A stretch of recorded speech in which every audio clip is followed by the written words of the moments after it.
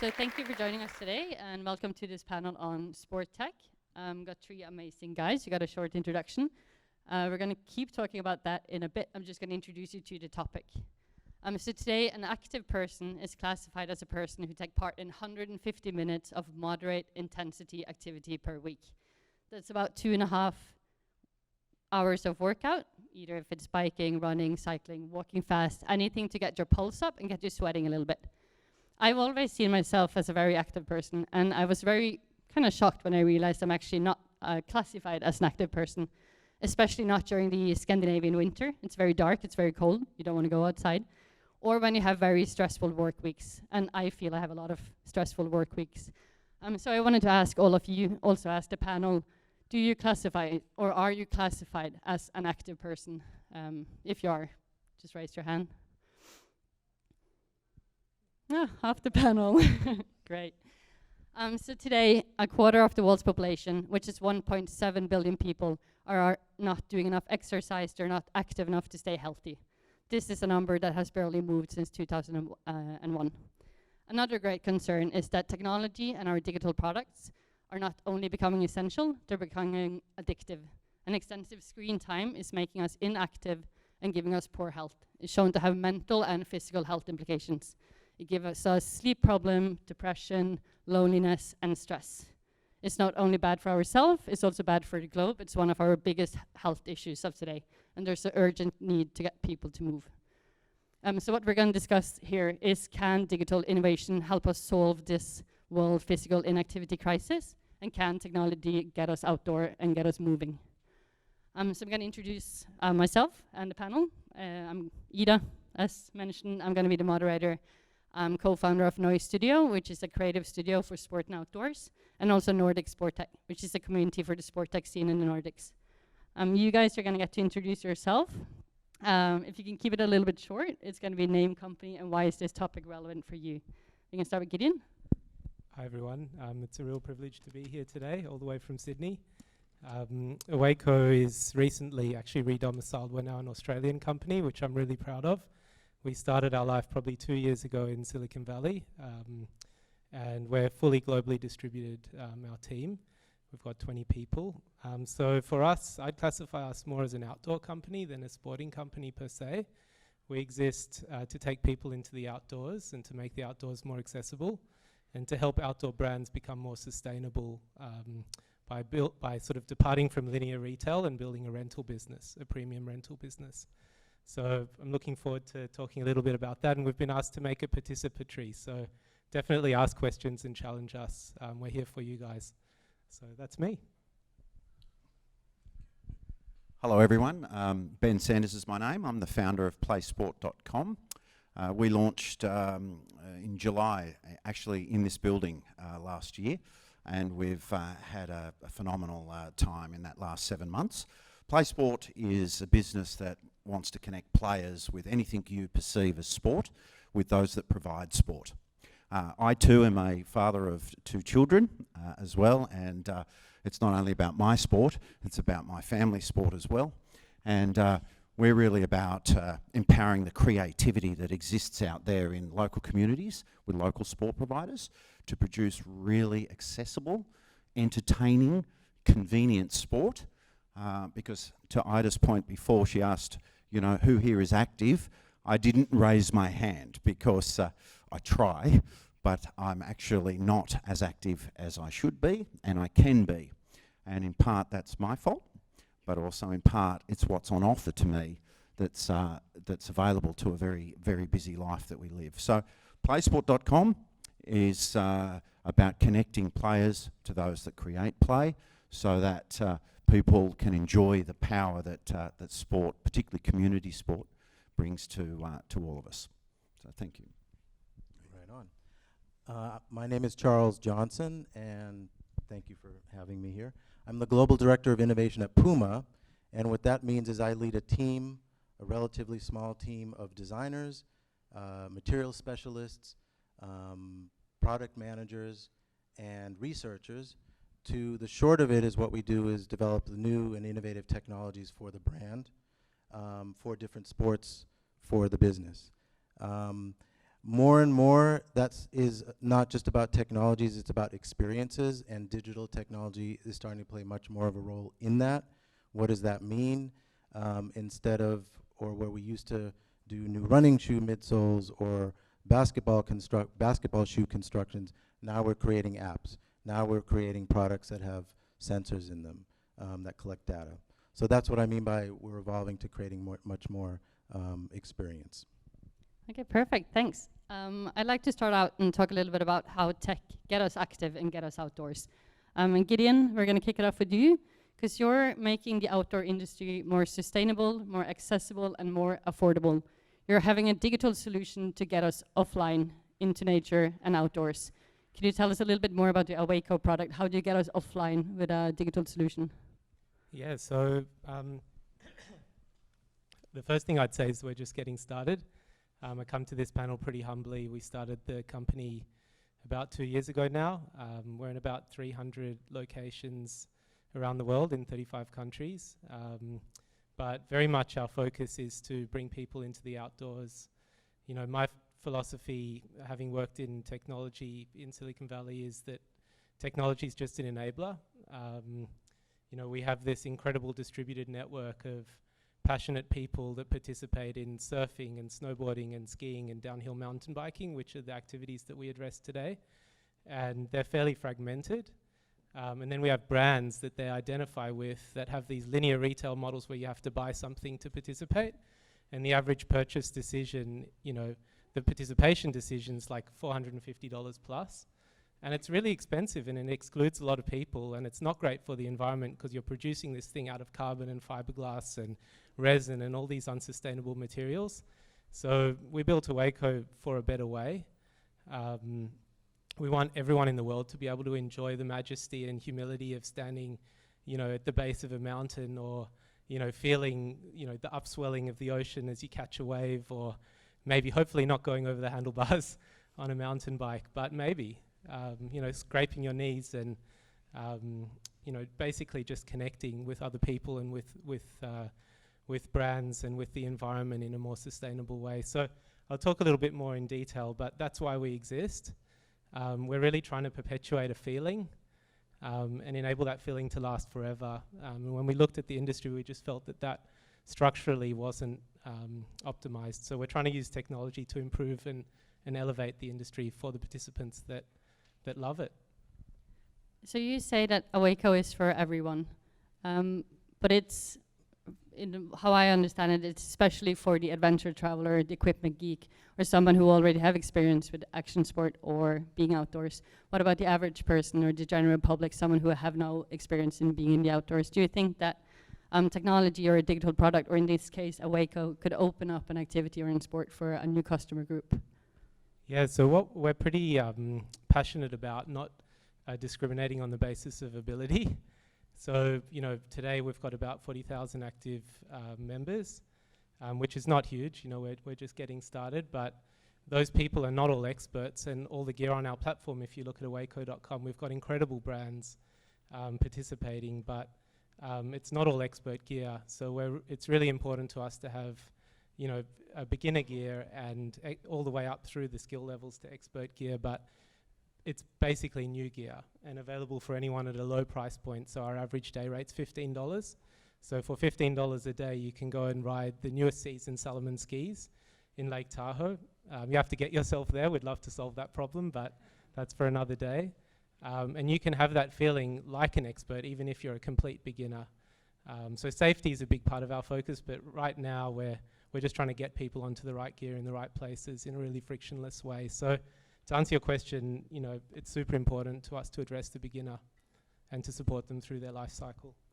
And one last question for you, for me. If anybody want to ask a question, just raise your hand, and there's going to be a running microphone. Who are your initial users? Have there been any surprises? Did they have like a target group and then it turned out to be someone completely different? Yeah, so I guess, you know, I mentioned inclusion before. You know, these activities, surfing, mountain biking, skiing, snowboarding, if you look at any kind of lineup, it's fairly undifferentiated. It's tended to skew a lot more higher income. You know, it's communities that exist on mountains and coastal areas that tend to again, be higher income and less diverse. I think my philosophy is, and our philosophy is, that by reducing the cost of participation and making it more ubiquitous, making gear more ubiquitous, that we may foster a more diverse and a more inclusive culture around these beautiful activities that are important for the world. It's early days. I wouldn't say we've moved the needle yet, but we measure a lot of things, demographics and gender and income levels, and what we're seeing is super encouraging, that we've got quite a diverse cohort of users, you know, that are distributed around the world. Over 50% of those users are using it out of region, so they're experiencing new things in new places. And that's something that, you know, I can talk about in heaps of detail, but won't bore you with, but I'm really proud of that. Yeah, I'm a big fan of your product as well. Ben, I know you're working towards a similar mission. You're connecting everyone to every sport. How is your platform different from Gideon's? So I have a question first for Gideon before I answer that, if that's all right. Can you hire a pair of PUMAs before you, so you don't have to buy them brand new? We've got a meeting after this panel where I'm going to... Not yet. My son will be elated. So yeah, PlaySport.com is two-sided. One, you've got to find the sport you want to find, and what is sport, I suppose, is the question. Traditionally, it's, you know, the soccers and the crickets and the rugbies and all those things, but the play quotient of PlaySport is about the recreation. So we include, you know, dance and yoga and all sorts of things. Maybe you'll create a new type of sport, which is about, you know, 20 of your mates going for a five-minute walk and then hitting the pub after that. As long as you're doing something for your mind or for your body or for a social interaction, we classify that as a beneficial activity, a play sport activity. And so you find the sport, and then you tell us where you live, and you say that you like these particular sports, and then what might be really nice is that PlaySport reaches out to you and to your teenage children to say, hey, there's a new bike ramp that's started down the road, and a new competition, come join, or 25 of your workmates have just started a bicycle club if that's, you know, what you're interested in. So PlaySport will reach out to you and invite you to play. But you'll be able to search and find things on any sort of level, including price. On the other side, which I think is probably more important, is the creation of sport. So I come from, this is how I got into the business. I coached my kids their sport for 10 years. I was then promoted to canteen coordinator, a role I'm very proud of. And then I moved up to president of that particular club. And so I've had, with my wife, a very strong involvement. We still run a touch football competition for 800 people in Sydney. And what you find is that you have an idea. Gee, I'd love to just start something in the school holidays. You know, for a lot of our members, a two-day thing, a camp where parents can throw their kids while they're going to work. But you soon realise that to get that up and running, it takes a website, and now I've got to get a payment gateway, and I've got to go and get the insurance and terms and conditions, and it goes on and on and on. And of course, it gets too hard, right? And the sport doesn't get created.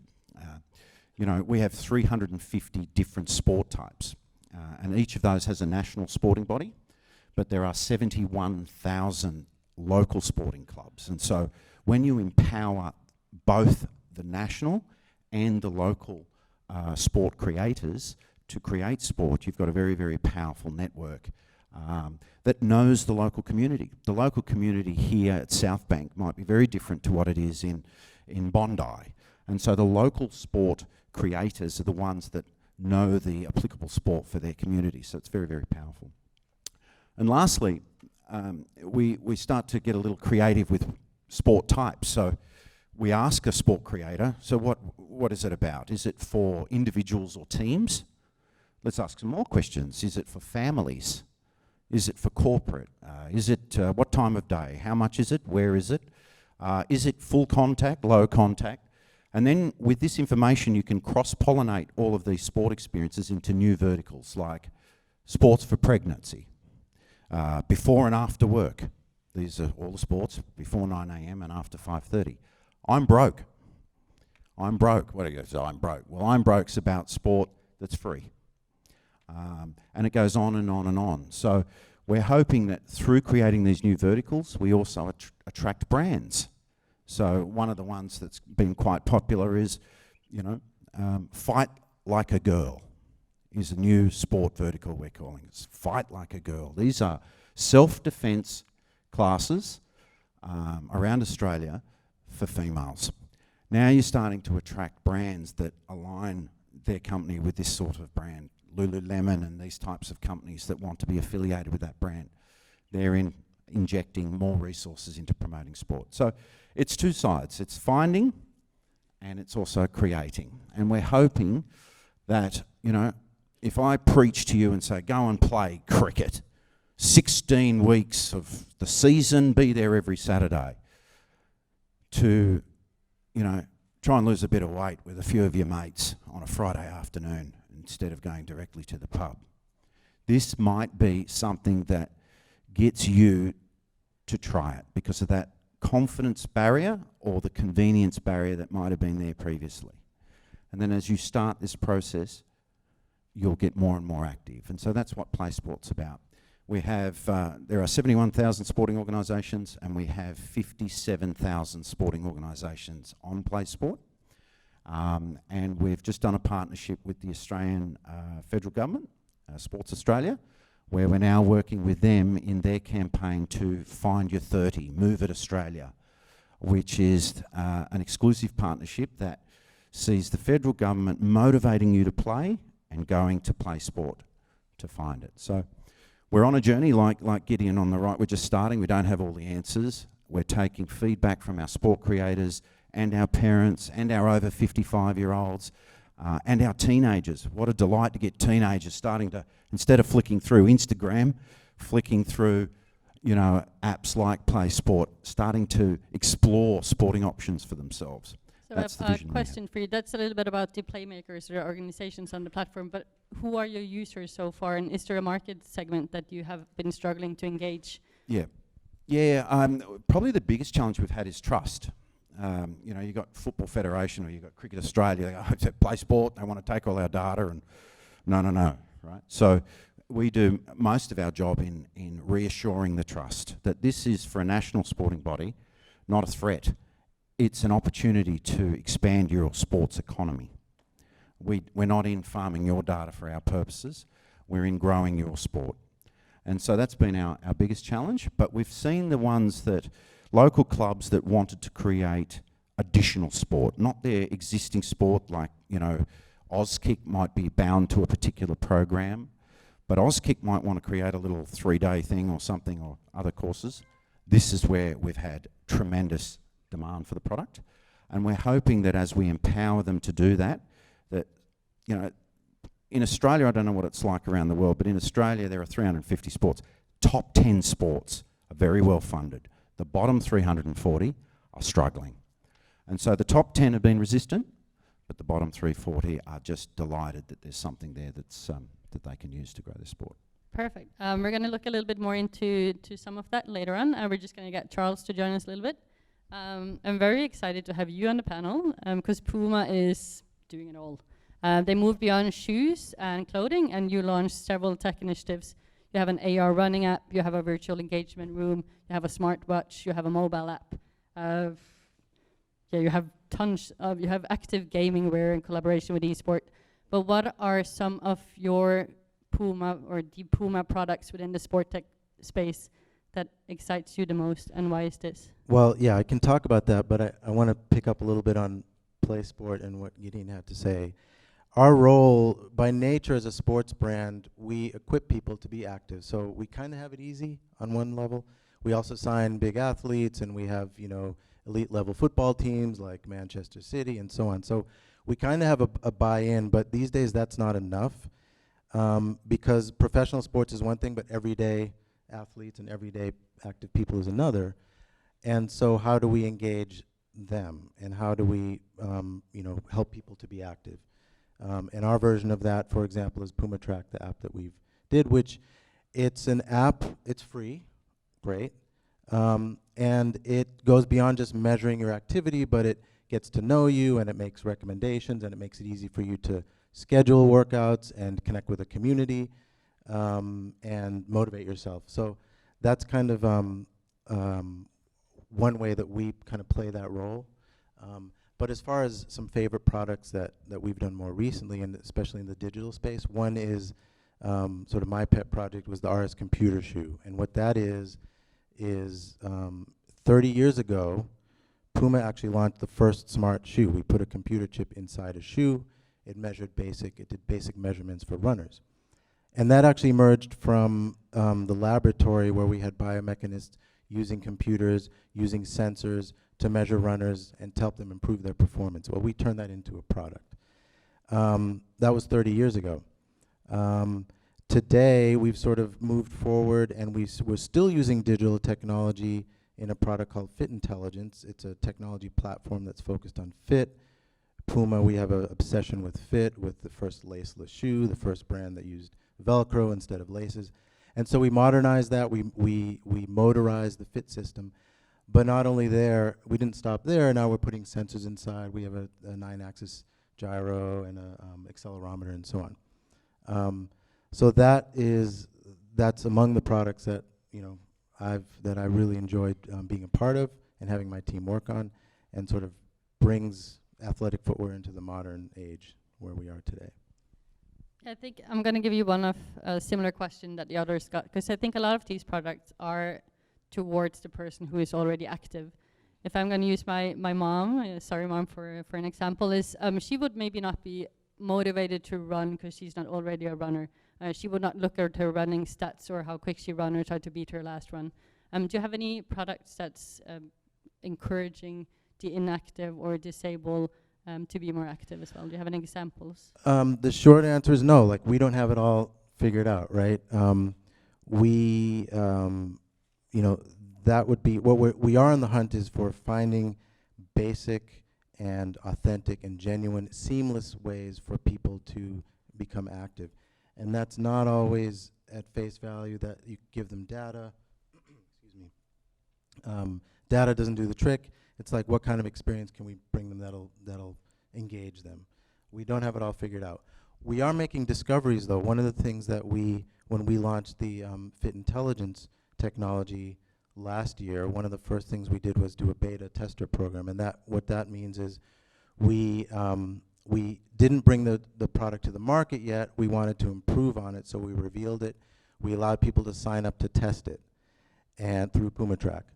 And it turns out 29,000 people signed up for the opportunity to test our shoes. Could you explain the shoe a little bit? Because I'm not sure. Do you know the self-lacing shoe of PUMA? So it's it's kind of the holy grail of sneaker technology. If you go back to the Future film, where that was kind of the promise, was, hey, shoes that actually lace themselves, right?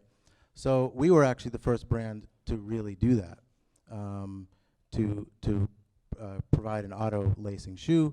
You can adjust the shoe by swiping it or controlling it with an app, different settings. And so that's been a monumental task to build such a shoe. To bring it to market is another thing. So on the road to scaling it, to bringing it to market, we decided to do this beta tester program. 29,000 people signed up. We couldn't give all 29,000 people a pair.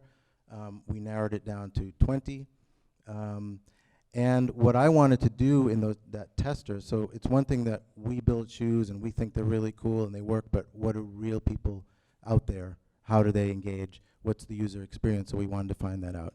So important to me was to get a diverse, a broad range of users, not just geographically, gender, and also, let's say, physical ability. So we had 2 people who had disabilities that were sort of beyond, the normal. One person had half a hand, one person had a prosthetic leg.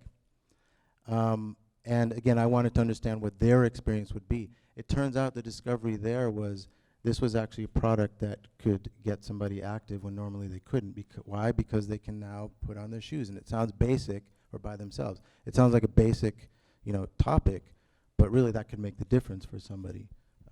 Yeah, I think that's you should check out the self-lacing shoe. I think it's a fun product. We're gonna move a little bit into the future, or also just stay in in the now.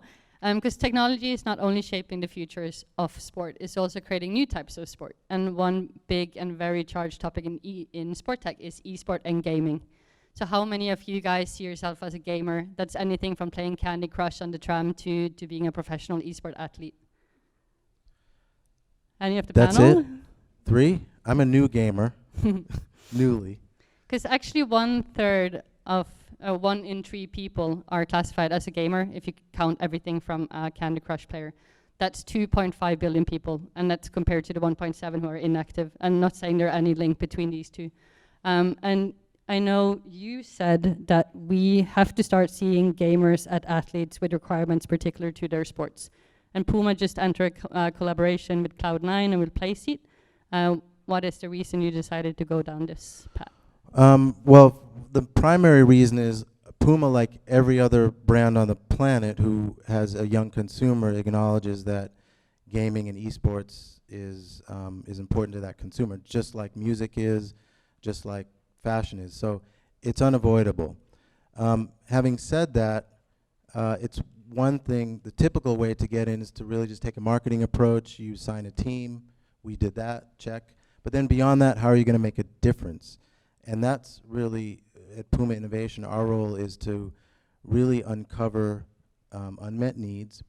And what I want to do is enter that space in a unique way, not just sign a team, not just do a sneaker with some gamer's name on it, but really offer something that will bring a benefit to gamers.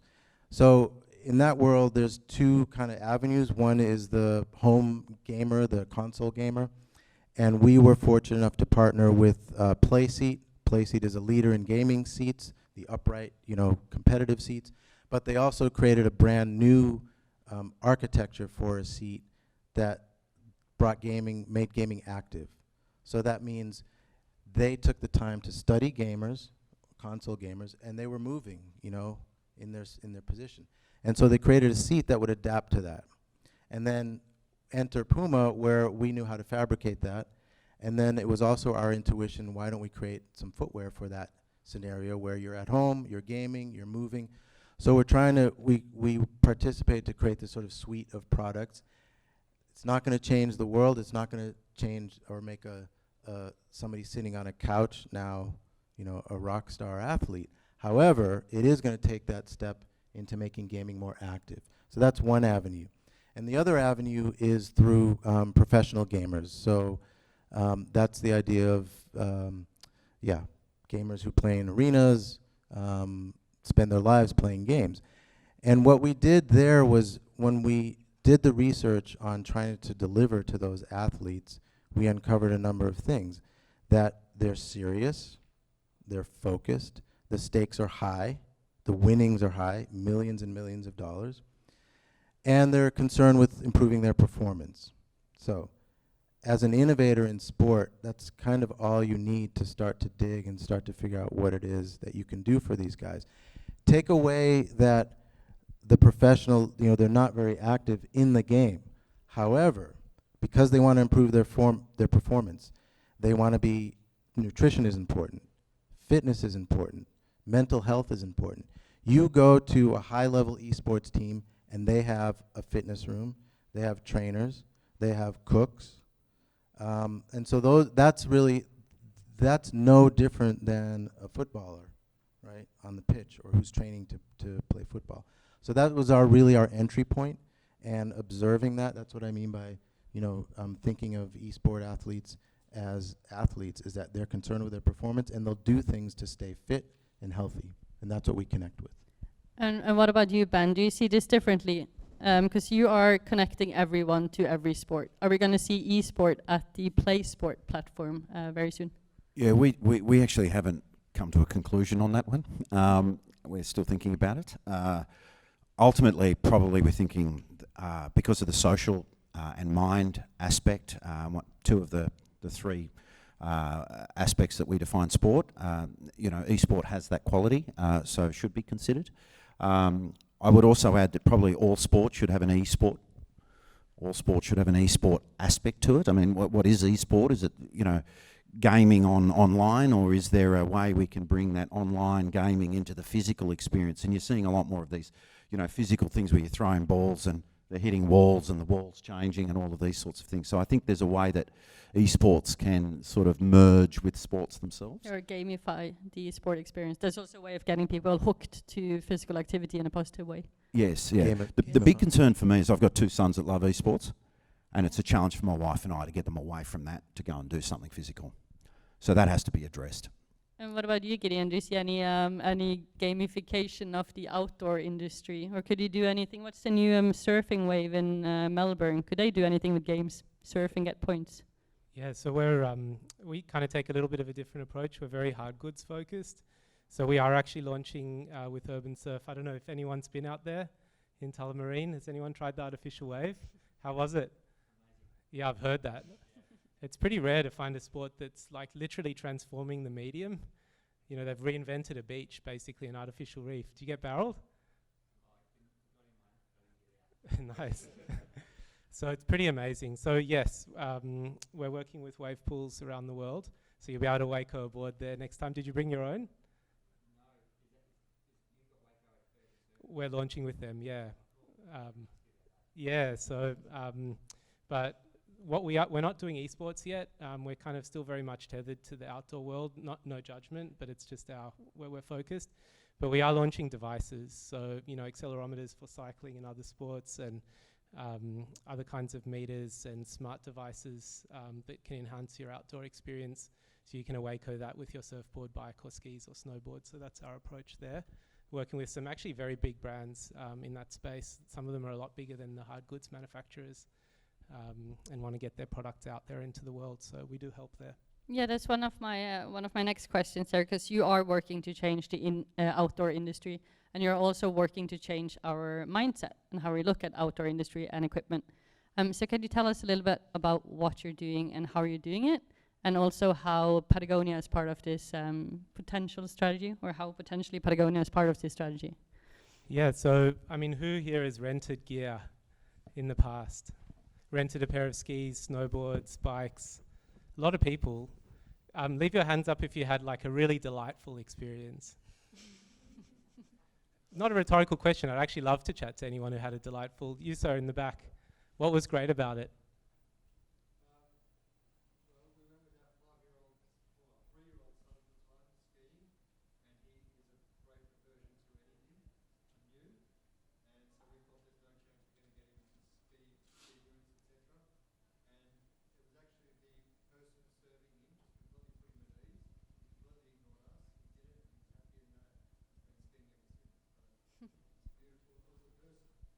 That's awesome. Yeah, so this thing called rentals existed for a long time. We didn't invent it.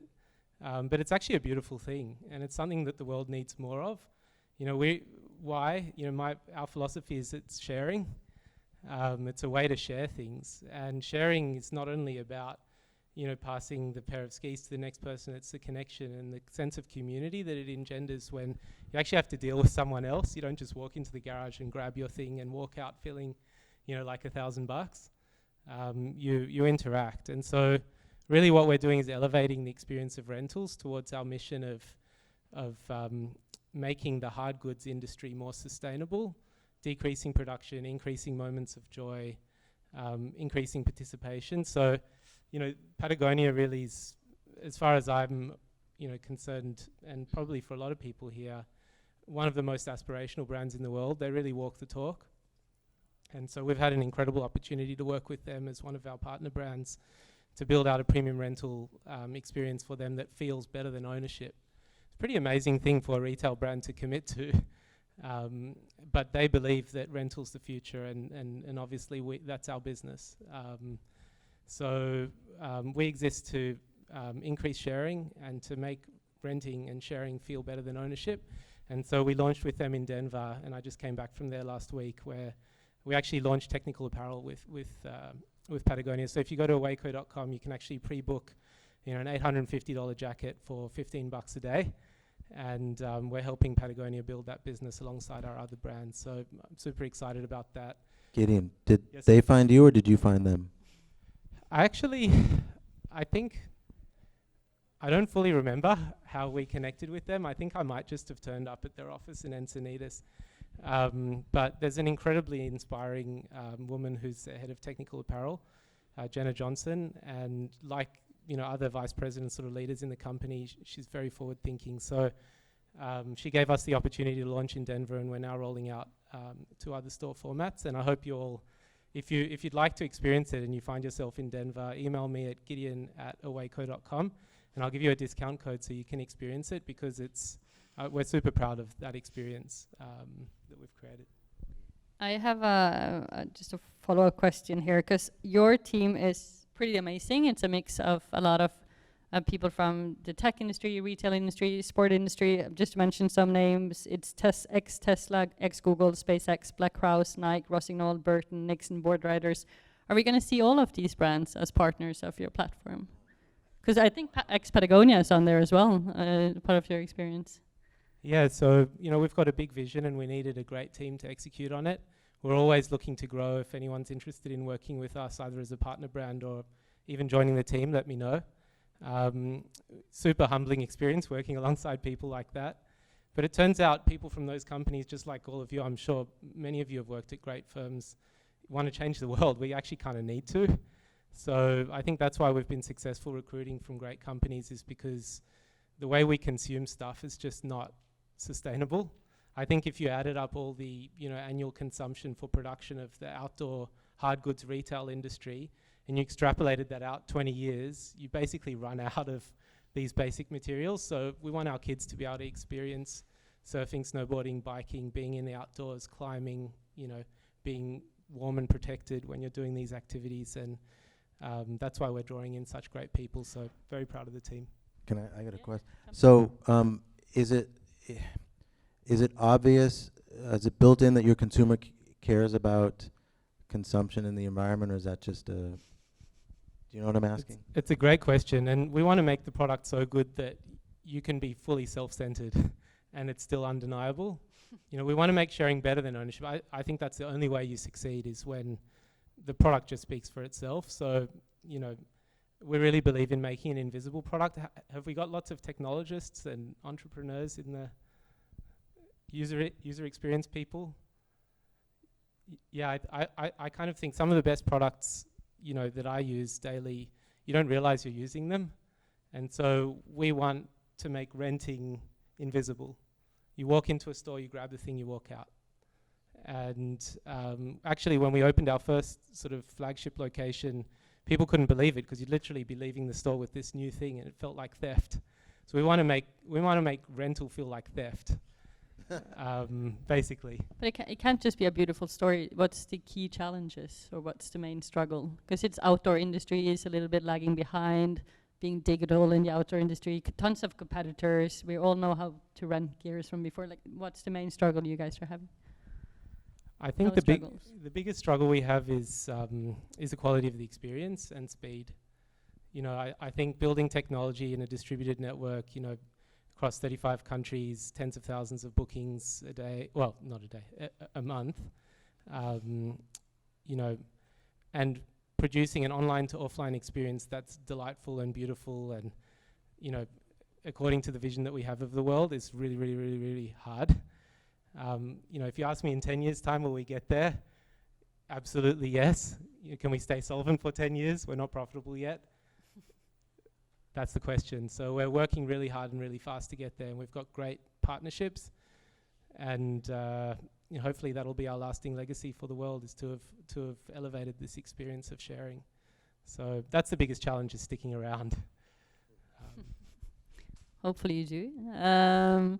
We're running out of time a little bit quicker than I thought. So Ben, you talked a little bit earlier on data, the tech behind your product, integrations. So one of my questions is towards, like, how is it to onboard all these sport organizations and all these playmakers? Because for sure the data was not open, shared, and standardized. And then also, how do you see that you could use this data going forward on users? Because having all these information on who are the active, how are we active, which are neighborhoods that potentially are not active, could help the government to get an insight on where they should invest in public health and well-being. So a little bit about your, how did you get data on board, and do you have any plans for how you're going to use the data when you have data on it? Well, firstly, we take data very, very seriously. There's a trust economy with what we do. If your child's going to go and play a sport, you want to know that they're going to turn up at a sporting event that's been validated, and they're playing alongside of people that haven't been red carded from the previous game due to some violent activity or something. So we've taken data very, very seriously. I think we've seen social platforms over the last couple of years facing these challenges. When you like a startup like Awayco, investors just want to see new users, right? This is new users, so there's a lot of discussion around make it really simple to sign on to PlaySport because you just want new users and growth, you see. But then you've got this data challenge, you see.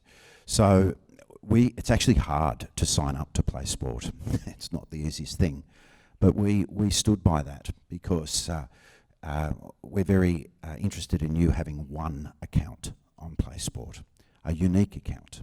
And by doing that, you can't be a troll on our platform. We're not only a marketplace, we're a network marketplace. That social interaction is there.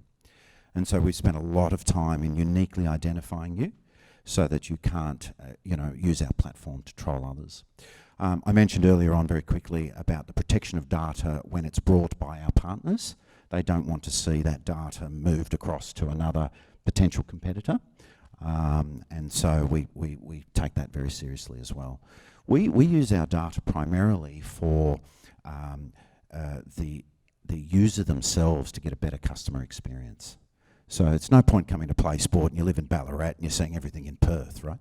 So we use your data to bring sports to you and activities to you that are suitable to you, because really you can only play most things 5 kilometres from where you live. Except when you go to another place, then you can look it up there. So, look, we take data very serious. There's been a lot of lessons over the last couple of years in other platforms, and I think it's something we've got to get right. Yeah. And what's next for you guys? Because I think you've been working with this for, is it about 4 years, and you've just received funding for another 2 years at least. So do you have anything? Like what are you currently working on in the product area? What's going to be new and exciting going forward? Yeah, we're like Awayco. We're aiming for profitability, so that's we're not profitable yet either. Look, just coming back to the esports thing, I think what's going to be really essential for our platform is that the immersiveness of it, that it's exciting and beautiful. Quite often, community sport looks quite crappy. The old photos and the volunteers, they do a wonderful job, but they're not creative all the time. They don't have the resources. So bringing a beauty, so brands like PUMA consider coming to play sport and spending their money to also motivate people to play sport and feel comfortable in bringing that brand alignment. We're looking to launch new sports. We're looking to bring more power to our sport organisers. There's a whole aspect of communication. So you get the sport created, now you're taking registrations. Oh my goodness, you've got to tell everyone where they're going to play next Saturday.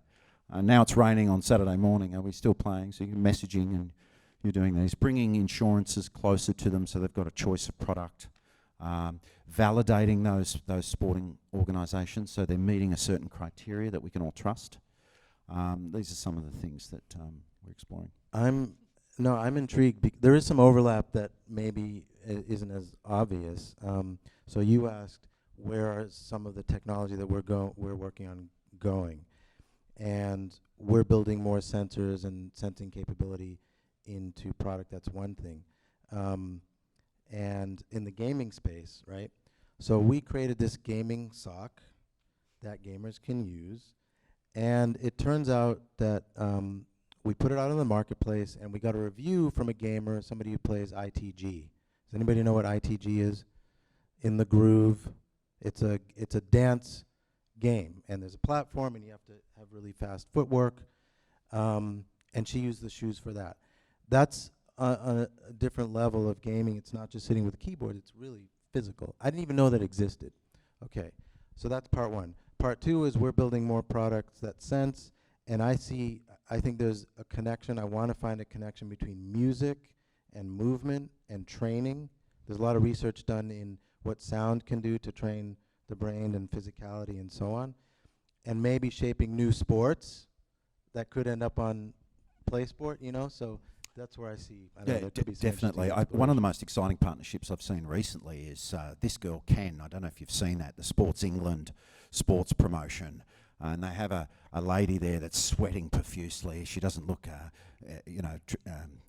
glamorous by any stretch of the imagination, but it's all about, real people just getting out there and moving. Now, This Girl Can have just partnered with Disney. And Disney now have mother and daughter dancing in the kitchen, to your point, Charles. So it's all about if you can get them to move in the kitchen and you can get them to move to music, you're moving them, right? So it's the other point I would say probably is just listening to Gideon talk about Awayco. Why not have sport organisers be able to hire their equipment to bring about sport? Why not you've got an idea, but I don't want to fork out, 20, 30 grand on some skis. So, I think PlaySport's got to be an open platform that it can partner with, competition management systems, the music systems, TikTok, these types of platforms.